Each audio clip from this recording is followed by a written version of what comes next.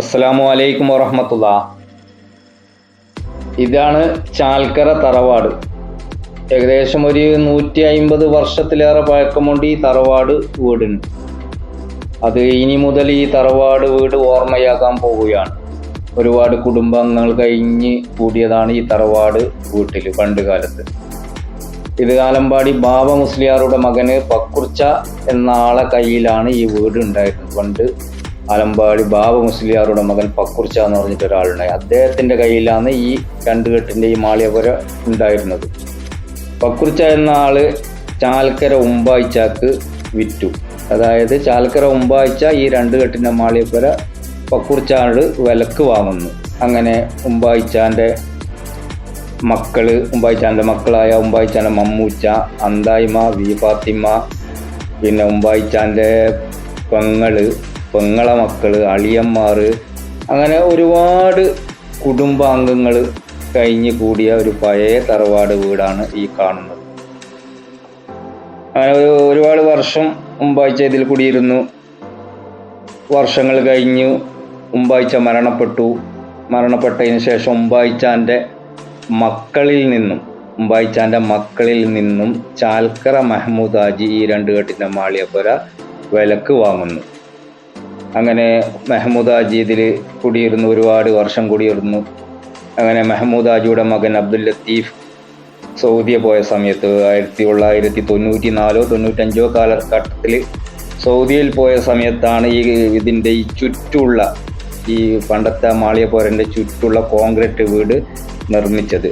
അത് 94-95 കാലഘട്ടത്തിൽ ആ സൗദി പോയ സമയത്താണ് ലത്തീഫാണ് ഈ വീട് ആ കോൺക്രീറ്റ് ചെയ്തത്. ഉമ്പായിച്ചാൻ്റെ മമ്മൂച്ച, അന്തായിമ, വി ഫാത്തിമ ഇവരൊക്കെ തറവാടായിരുന്നു ഇത്. ഇതാണ് ഈ ചുരുക്കത്തിൽ ഈ തറവാടിൻ്റെ ഉള്ളടക്കം.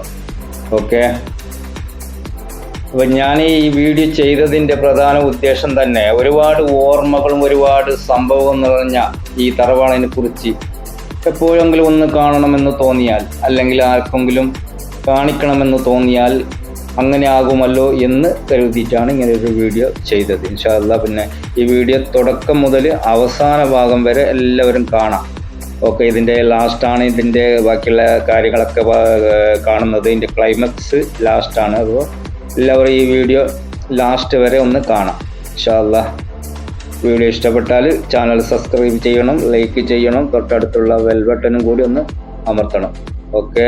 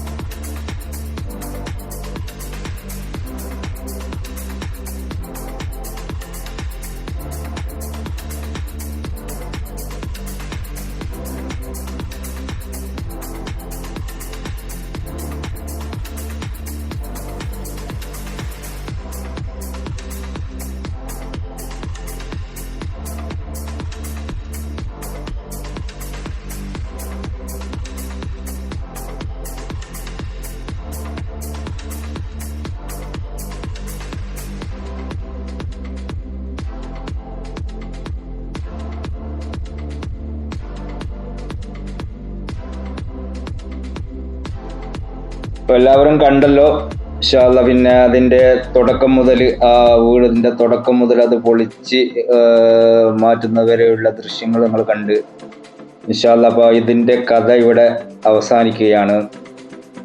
ചാലക്കര തറവാടിൻ്റെ കഥക്ക് ഇവിടെ വിരാമം കുറിച്ചിരിക്കുകയാണ് ഇൻഷാ അല്ലാ. ഓക്കെ, ഇവിടെ ഇനി ചാലക്കര മഹ്മൂദ് ആജിയുടെ മകനായ PM ഖാദറിന് വീട് വെക്കാൻ വേണ്ടിയുള്ള തയ്യാറെടുപ്പ് തുടങ്ങിക്കഴിഞ്ഞു.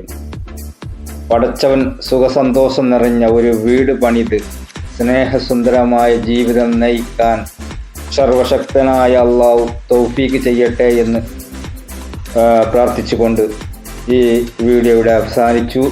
അസ്സലാമു അലൈക്കും വറഹ്മത്തുള്ളാഹി തആല വബറകാതുഹു.